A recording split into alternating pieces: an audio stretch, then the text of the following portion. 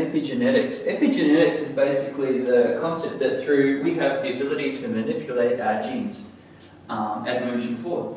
One gene has 35 different variations. 35,000, lots and lots and lots. Now, this is a Bruce Lipton experiment. Bruce Lipton is a cell biologist out of California, and this is a really cool experiment. These are petri dishes. This is the culture medium that you can grow human cells in. Usually a culture medium for human cells is something similar to like human blood. Okay, so they just grow. They got everything they need. Now, these are stem cells. So a stem cell is basically the sort of, otherwise known as an embryonic cell. They're the first sort of cells that happen when you create a embryo. And stem cells have this great ability to turn into any kind of cell, right? So these cells are genetically identical, which means you get one original petri dish and you split the cells into three. So these are all genetically identical stem cells. And if you just have them there growing, they'll just keep growing as stem cells. They'll just keep growing until they run out of food. They won't change. But if you change the chemistry and the culture medium just a little bit in each one, something's going to happen. It's a chemical signal. We change this one a little bit and they might turn into muscle cells. Try really have strong muscle, right? These might turn into lung cells. These might turn into fat cells. So, you change the chemistry and the cells change. Now in the human body, what dictates the chemistry in the body? The mind. If we're feeling really good and happy and abundant, we are releasing things like oxytocin, dopamine, serotonin into our body. There are a lot of other chemicals we release, but we release these chemicals that make us feel good and loving and happy. We're going to basically tell our body that the environment's good and it's a good time to be connecting with other people, it's a good time to sleep, it's a good time to eat, all these sorts of things. And you're going to be releasing the chemicals in your body for your cells to, and your genes, and your DNA to be expressing in a way for health. Right? Now, if you're feeling negative emotions, you're going to release a whole different bunch of other chemistry, again, these stress chemicals. And when you release these certain stress chemicals, you are just literally going to change the chemistry in your whole body, which is going to completely dictate what kind of cells you've got as well, and what kind of genes you've got. So, it's a really interesting thing called the Human Genome Project, where they knew there was 140,000 proteins in the body. And they're like, well, cool, we're going to work out the human genome and we're going to find 140,000 genes that make the proteins. It's going to be rad. We're going to do it. And they started doing the project and all these people invested money into it and something went wrong. They found 23,688 genes. How do you get that many proteins out of that many genes? A gene is like it's like a Christmas tree with different lights going off, you know? It's like there's all these different combinations of variations. 35,000 different variations. And what dictates the variation? Chemistry. The chemistry in the body. And what dictates the chemistry? How we feel. So again, comes into kind of becoming the master of how we feel. What is happening in our nervous system that's creating negative feelings and how to tackle these issues. As Maura mentioned, we tackled an issue from her past, which was creating anxiety. And now the anxiety's gone.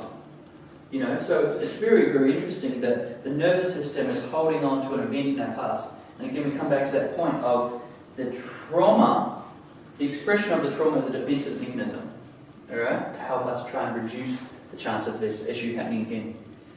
So, again, compounding stress, compounding issues like this are creating negative chemistry in the body, which is not conducive to good health. And that's the amazing thing about it. Again, when we're pumping blood away from our viscera, this is the kind of also the cause of a lot of sexual dysfunction. So, when you're in an unsafe environment, particularly, let's say it's an unsafe sort of sexual environment, or your partner's angry or something like that, for both men and women, when you're pumping blood away from this part of your body, things don't work properly. So most sexual dysfunction can be also linked back to stress, where you're pumping blood into your limbs. It's actually very, very simple. And we can retrain our bodies to understand what traumas have happened to us that are actually constantly pumping blood away from our organs. All right? And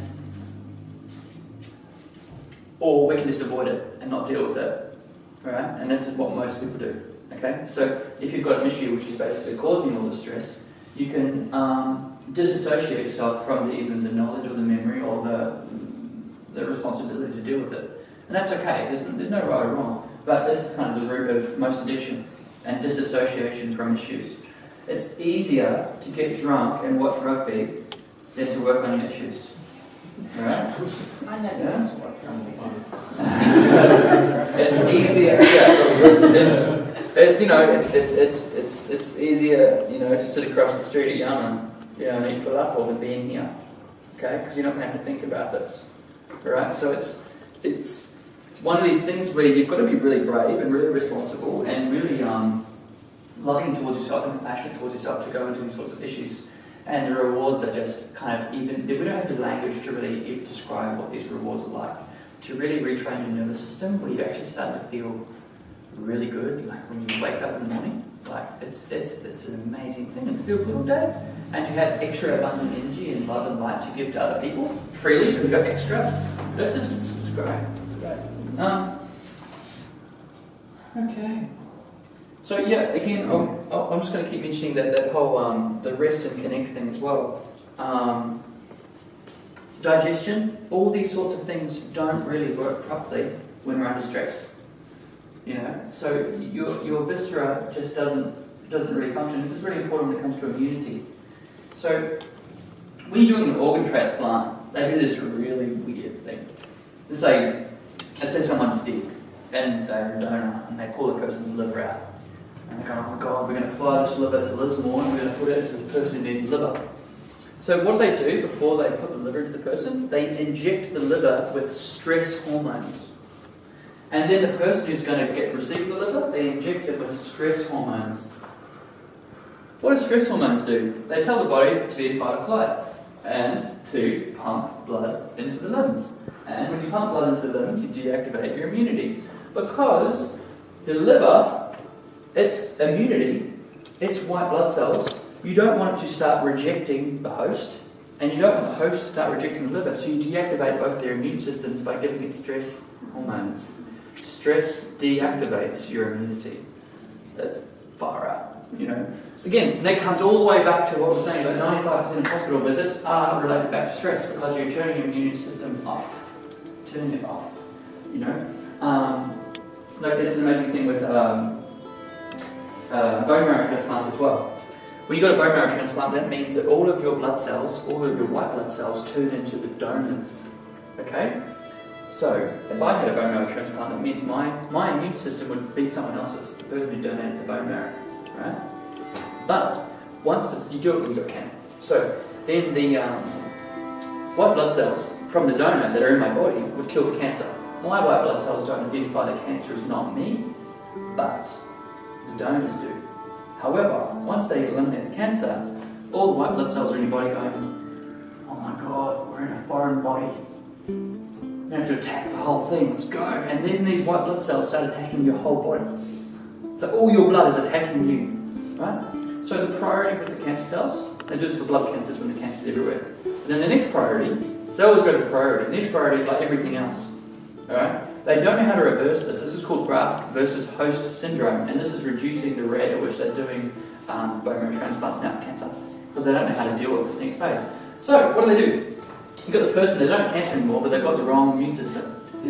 Well, basically, they worked out this really good solution. They go, we'll give you AIDS. What is AIDS? AIDS is what? It's acute immunity...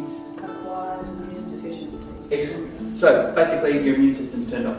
Right? So, they don't give them HIV, but they turn their immune system off. So, they give them drugs which turns their immune system off, which are stress hormones. Okay? So, yeah, that's nuts. So, then they turn your immune system off. So, people have got that syndrome and they don't have immunity.